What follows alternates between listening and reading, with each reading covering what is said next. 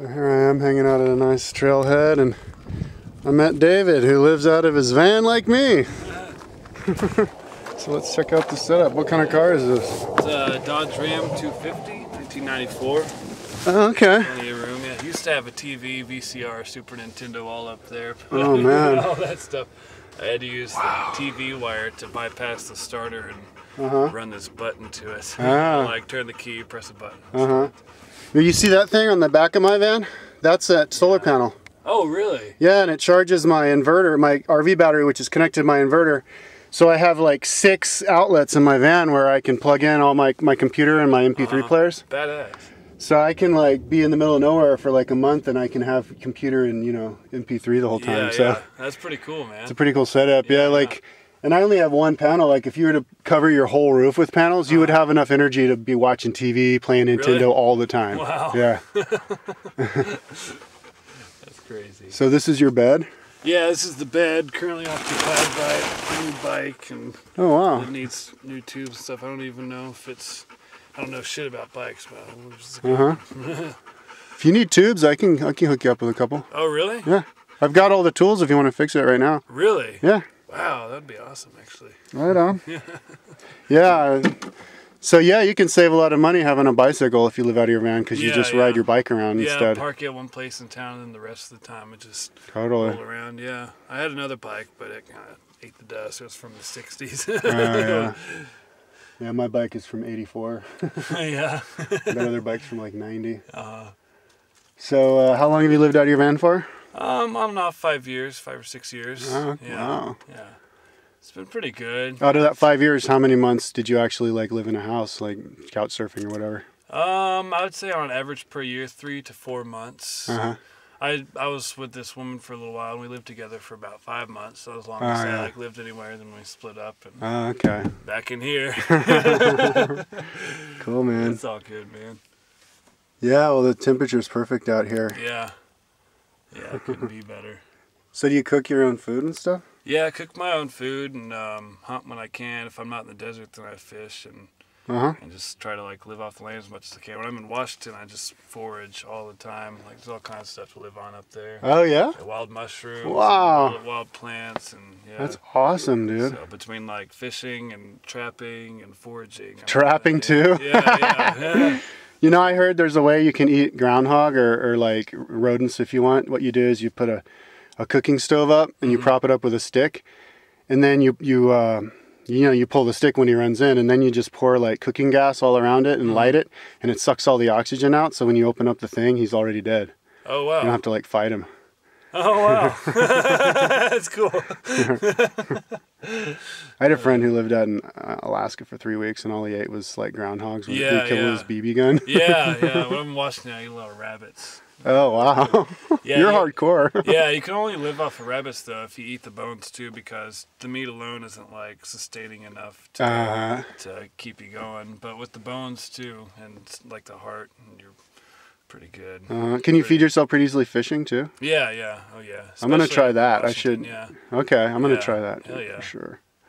Fresh fish. Yeah, here's really not a lot of options. You can go up on Mount Lemmon. There's a lake up there that keeps stocked, but I haven't.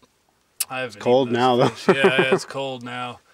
But most people who live up here though, it's like, oh, Mount Lemmon is heaven. Like 60 degrees. Oh, I know. It's good. I bet you it's cool all year round up there. Yeah. Middle of the summer, it's like 114 down here. It's about 80, 90 up there, which when you go from here to up there, you notice a huge difference. I'm from Colorado, and the road up there is just as good as, the best stuff in Colorado. Yeah, it's amazing. Hell yeah. It's like 66 to 9,000. What's that, like a 6,800 foot? That's pretty good. Yeah. So that's cool that you can legally sleep inside Tucson. Yeah. Cool. A lot of people do it, especially this time of year, as I was saying. And there's a Walmart in the south part of Tucson that I think legally lets you park in the parking lot. Yeah. There's another one in the north Tucson, I think, that lets you too. Really? Okay. Yeah. The one in north, is that the one that's near the Starbucks and the Taco Bell, and it's like yeah. Okay. Yeah. I slept in that the other day and Yeah. nobody bugged me. So that's cool. That's like in Usually, the center. I'll do like hotel parking lots usually because you kind of blend in there. Really. Oh, It's okay. like- Hotel parking lots. Yeah, yeah. Okay. No one really like asks you if you're going through something in your van. It's like, Okay. oh, I'm just looking for something. You know, it'll bug you. Uh-huh. But yeah. Yeah, and you can pull curtains on this and stuff. Yeah, I gotta Cool. fix this one, but yeah, Uh-huh. it's all good.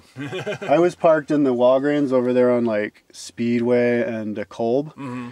and like these cops cuffed me and put me in their car because this lady thought I stole her Jeez, her purse. Pete's, man. Because I guess these black dudes, like solar person, was buying stuff there, and so she like circled around me. And anyways, I told them I was living out of my van. They seemed to think it was a cool idea, and they didn't say anything. You know, Yeah, they were yeah. just telling me they didn't even care if I slept in Walgreens as long as I got permission from the store. Yeah, yeah. So I went in there and I asked the people for permission, and he was like, "Yeah, sure." But then that night, the security guard woke me up, and he's like, "But the sign says," and right behind me it said no RV parking on the lake. But I slept there anyway because my car wouldn't start. So Oh yeah. it was in the shop the last 3 days. I Yeah. rented this like little 2010 Mazda 3, and Uh-huh. driving it all over the mountains. Yeah. That was fun. Hell yeah, man. Yeah, I was pulled over once by these cops in Durango, and they said all I had to do was sleep like right outside the city limits, Uh-huh. and that was okay. Oh really? Wow. But I got a $40 fine, for sleeping in the campus of my university one. Oh night. really? Wow. Yeah, so Crazy. I don't know. Yeah, I've never had. The only time I've had problems in here was in Washington. I was about to start a job with the Park Service, and I just like, I'm just gonna like park. I was meeting at their headquarters at 5 a.m. So I was like, oh, I'm just gonna sleep right here. And Uh huh. they came like 10 of them were like Oh, man. surrounding the van, Uh-huh. tapping on the window. Hey, where you? I'm like, oh, I'm sorry. I work for you guys. Actually, I'm supposed to start tomorrow, and I just live in my van. So I figured I'd just like park here, wake up, go in. Yeah. I'm good. So, but they were cool. They're like, oh, okay, well, yeah, just I'm just about to sleep start. away. I'm like, That's a okay. good- that's a God, you good guys thing got to a lot say. of guys out here for this. That's Hey, cool. Pancho! Right on. Yeah, I was sleeping in the rental car the other night, and this cop. I woke up and this cop was right next to me in his car, and I went to sleep, and he never bothered me. So I guess he was just checking the tags That's or something. cool, yeah. But that was like right in town, like on a Yeah. little. But it had a lot of space to pull out. I mean, Tucson is perfect, man. Yeah, it is, man. A lot of the cops are pretty cool here. I've only had like one bad exchange, and that was it. Yeah, the 4 guys I talked to are really nice. Yeah, yeah, it's just like, I don't know. A lot of them think that like the laws here are so stupid with the immigration law, the SB 1070. They're just like, oh, they think it's so stupid. Most of them, at least. What's that? The immigration laws, like where it's basically like racial profiling. So if like our violinist in the band is Mexican and he's gotten hassled so many times because they can use it just based on the color of your skin to like ask you for identification or whatever. And they like now have the right, or it's the federal law is probably going to push it over, but they if they pull you over, then apparently they're allowed to ask you about other crimes aside from their grounds for pulling you over. Yeah. Which is like total like breach of. Well, the cops who told me, they asked me if I had drugs, and yeah, but I think that's the only thing they asked me. No, yeah, he asked me if I've ever been arrested. Yeah. And the other guy told me it was illegal for me to beg for money. I was like, all right. Yeah. You have to leave the city limits for that. They say it's legal, but down on 4th Avenue, man, it's like cops walk by all the time. I'll sit out there with my hat, a bunch of money, and the cops walk by me, just like look down and walk past. And there's like 10 feet down from me, there's like 2 panhandlers. It's like a pair of them always hang out. Asking for my, hey, spare any change? God bless you. Yeah. Change. Yeah, the lady who God asked bless me you. for money in that parking lot was nice. Yeah, yeah. Right on. Yeah. Well, I can help you get those Right on, tubes man. if you want. Yeah, it'd be cool, man. I need to find my dog.